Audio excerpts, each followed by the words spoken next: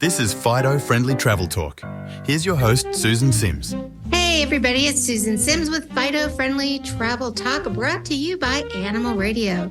Today's guest is Jay Michaelson from HandsOn Gloves, the best grooming gloves out there. Hey Jay, welcome to the show. Hey Susan, thank you so much for having us. Good to talk to you.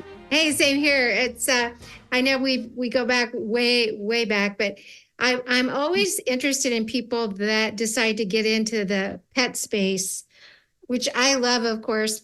You meet the most fascinating people. And I remember Greg and I were at Super Zoo, was it? And I think that's where you were first there. And that's when we first met you. And that was years ago. And we became fast friends and fans of the HandsOn Gloves. Oh, well, thank you. I love meeting you guys and love the friendship and everything that you guys do for us. And yeah, it's been a fun ride. So we love the animal industry, everything you guys do. It's awesome. Well, you kind of started the HandsOn Gloves. Is this right? You did it for the horses first? I did. I grew up on a ranch, so I was kind of in the horse community to begin with. And that's where I came up with the idea as a kid growing up.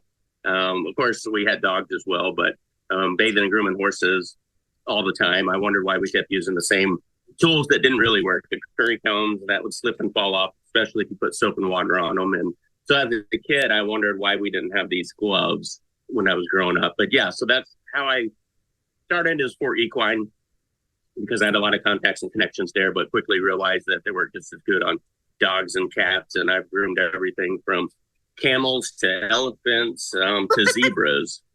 I always make the joke, I need an aardvark so I can say finally from A to Z. But they work on everything. Don't you have any in your neck of the woods? Well, I don't. I keep asking, and for years I haven't come up with one, but I'm going to get an aardvark someday. Yeah, just don't taxidermy. Do me a favor.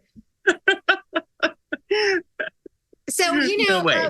I had to tell you when we don't have our Labber boxer now, but they were the first recipients of getting groomed. And honestly, I still can see them to this day. They would go between our legs and we would groom them, and then they'd come back for more. It was amazing. It was amazing. So what makes that different? Because I know the story of there's a lot of knockoffs out there, but what makes this different? You guys went to a lot of trouble. We did. I thought it was going to be easy. And I told my wife I was quitting what we were doing. I produced movies and commercials in Hollywood and got sick of it and thought, I'm going to once and for all go make these gloves for the animal world. And I thought it was going to be easy, but it took 4.5 years. So there's our overnight success. Yeah, but no, exactly. that's why they weren't on the market. They were hard to get the nodules to stick to the fingers and palms properly.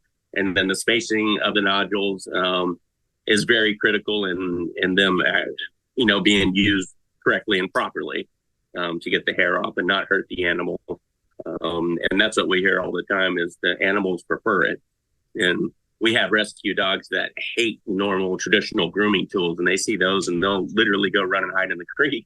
But they see the gloves and they come because it's just a natural massage. They don't know they're getting groomed or deshed. And our horses are the same way. We can go out in the middle of the pasture and they see the gloves and they're all over us. Yeah, that's really massage. cool. That's really cool. Yeah. And I know you have a lot of different colors, but there's a couple of other things that you came out with, the gardening gloves. And then what's that other one? What's the other one called? The finishing glove. Finishing gloves. Yeah. Tell me about the finishing gloves first, because I'm not sure I understand that.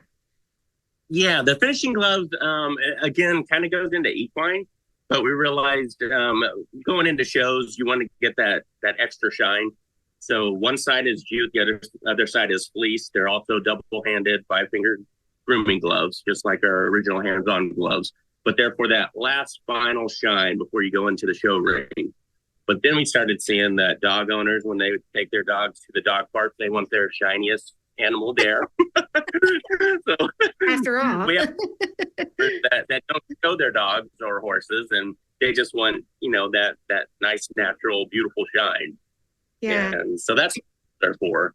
And the gardening gloves is funny because when we were testing the original animal gloves, we sent them off to a bunch of our equine friends who have ranches, and we told them to just tear them up because we wanted to make sure they were tough and could withstand, ranch life. And they would literally go out as we did and garden with them and pull weeds. And they would send me videos of them like, look what I'm doing with your gloves. They're chopping wood, anything and everything. So at that point, I thought, once we get the animal gloves on the market, we have to do a gardening glove. And that's what we did. And the difference in the gardening gloves and animal gloves are the nodules are harder, so it's not really good for the animal. And then we made a cut-resistant shell, which you don't need for the animals. So that's the big difference in the gardening and the animal glove. Well, so where can everybody find you? I know our time is short today, but besides HandsOn Gloves, are they in stores? Besides HandsOnGloves.com, where else can people go? Yeah, HandsOnGloves.com, and then you can find a list of stores on our website. Just a few of them are Ace Hardware, Tractor Supply. Again, you can go to the list on our website, and they're all up there. But yeah, there's a bunch of stores that have them. So. Yeah, awesome. Well, are you taking a break, or do you have something new coming down the pike? Well, I am looking at new stuff. So yeah, I'm coming off my break. I got flying way too much, and then they put it into that, and I thought, this is nice. Sitting at home, ramping back up at the road, and see people in person again. Yeah, that's always fun. Well, it's always good to talk to you, and I want to thank you for taking the time to talk to us today. Thank you so much. We appreciate you guys. All right, you take care. All right, thanks. That's it for Fido Friendly Travel Talk.